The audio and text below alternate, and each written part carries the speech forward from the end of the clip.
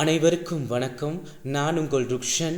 அஸ்வஸ்ம சமூக நலன்புரி சபையினால் கிடைத்த மகிழ்ச்சியான மற்றும் விசேடமான செய்தியொன்றை இலங்கை வாழ் மக்களுக்காக அறிய தருவதற்கு இந்த வீடியோவை தயாரித்துள்ளேன்.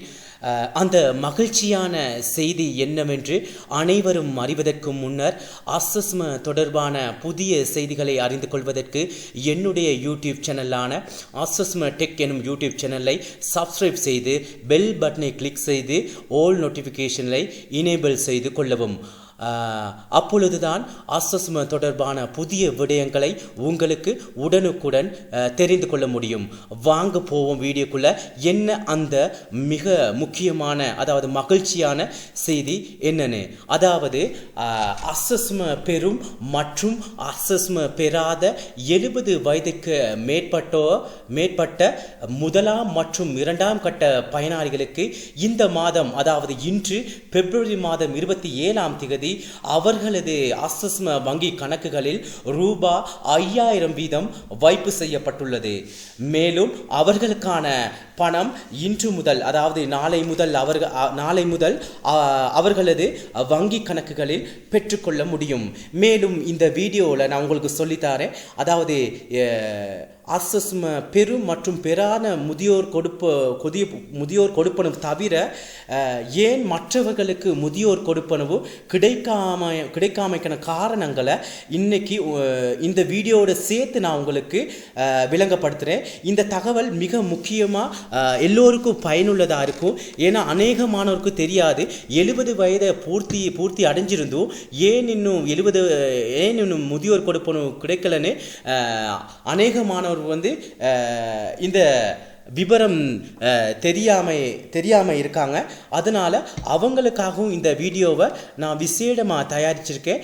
வாங்க பார்ப்போம் அந்த முதியோர் கொடுப்பனவு கிடைக்காமைக்கான காரணங்கள் என்னவென்று. அதாவது முதலாவது காரணம் என்னன்னா, அவர்கள் இதுவரை அஸ்வஸ்ம நலன்புரி சபையினால பதிவு செய்யாமை, அதாவது அவர்களுக்கு வீட்டுக்கு இதுவரை ஒரு HH நம்பரோ QR நம்பரோ வழங்காமை.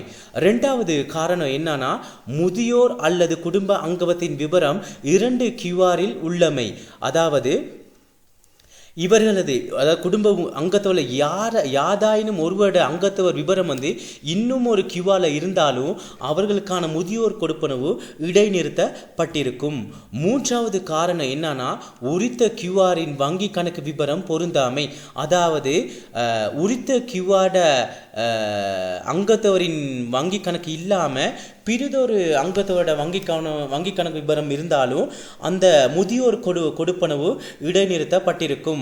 நாலாவது காரணம் என்னன்னா, விண்ணப்பதாரியிடம் 2 QR உள்ளமை, அதாவது ஒரே தேசிய அடையாள அட்டையின் பேரில் 2 QR இருந்தாலும் அவர்களுக்கான முதியோர் கொடுப்பனவு இடைநிறுத்தப்பட்டிருக்கும். அதோட ஐந்தாவது காரணம் என்னன்னா, இதுவரை வங்கி கணக்கு விபரம் வழங்காமை, அதாவது அவர் அதாவது அஸ்வஸ்ம பெற்றாலும் பெறவிட்டாலும் அவர்கள் 70 வயதை பூர்த்தி அடைந்திருந்தால் கட்டாயம் என்ன செஞ்சிருக்கோம்னா வங்கி கணக்கு விபரம் வழங்கியிருக்கணும். அப்ப இதுவரை வங்கி கணக்கு விபரம் வழங்காமைனாலும் அந்த முதியோர் கொடுப்பனவு இடைநிறுத்தப்பட்டிருக்கும். மேலும் பிறந்த ஆண்டு தேசிய அடையாள அட்டையுடன் பொருந்தாமை, அதாவது அஸ்வஸ்ம தொடர்பான தகவல்களை வழங்கும் போது அவர்கள் பிழையான, அதாவது தேசிய அடையாள அட்டையுடன் பொருந்தாத பிறந்த ஆண்டை சமர்ப்பித்திருந்தால் அவர்களுக்கான கொடுப்பனவு இடைநிறுத்தப்பட்டிருக்கும். மேலும் தவறான தேசிய அடையாள அட்டை எண்ணை வழங்கியிருத்தல், அதாவது அவர்களது தேசிய அடையாள அட்டைக்கு புறம்பாக மற்றும் ஒரு தேசிய அடையாள அட்டை வழங்கியிருந்தாலும் முதியோர் கொடுப்பனவு இடைநிறுத்தப்பட்டிருக்கும். மேலும் அடுத்த காரணம் என்னன்னா, குறித்த பயனாளி முறையீடு செய்திருத்தல் அல்லது பொதுமக்களால் ஆட்சேபனை தெரிவித்திருந்தால், அதாவது எனக்கு அஸ்வஸ்ம கொடுப்பனவு கிடைக்கவில்லை என்று குறித்த பயனாளியினால் முறையீடு செய்திருந்தாலோ அல்லது அஸ்வஸ்மக்கு தெரிவு செய்யப்பட்டு பொதுமக்களால் ஆட்சேபனை தெரிவித்திருந்தாலோ முதியோர் கொடுப்பனவு இடைநிறுத்தப்பட்டிருக்கும். மேலும் 9வது காரணமாக குறித்த பயனாளி நோயாளியின் QR நிரந்தரமாக இல்லாமல் செய்திருத்தல்.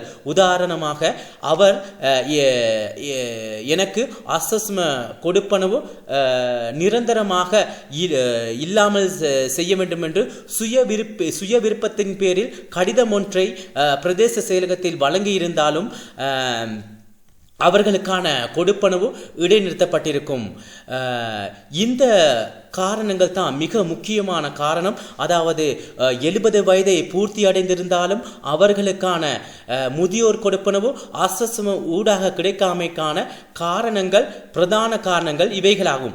மேலும் ஏதேனும் உங்களுக்கு அசஸ்ம மற்றும் முதியோர் கொடுப்பனவு தொடர்பான ஏதேனும் சந்தேகம் இருந்தால் என்னுடைய இந்த யூடியூப் சேனலில் இந்த வீடியோவின் கீழ் கமெண்ட் செக்ஷனில் பதிவிடும். உடனே உங்களுக்கான பதில் வழங்கப்படும். மேலும் இது போன்ற அசஸ்ம தொடர்பான புதிய செய்திகளை அறிந்து கொள்வதற்கு என்னுடைய யூடியூப் சேனலை சப்ஸ்கிரைப் செய்து கொள்ளுங்கள். அதோடு இந்த வீடியோ பிடித்திருந்தால் லைக் செய்து இது தொடர்பான முக்கியமான இந்த செய்திகளை அனைவருக்கும் பகிரவும். நன்றி.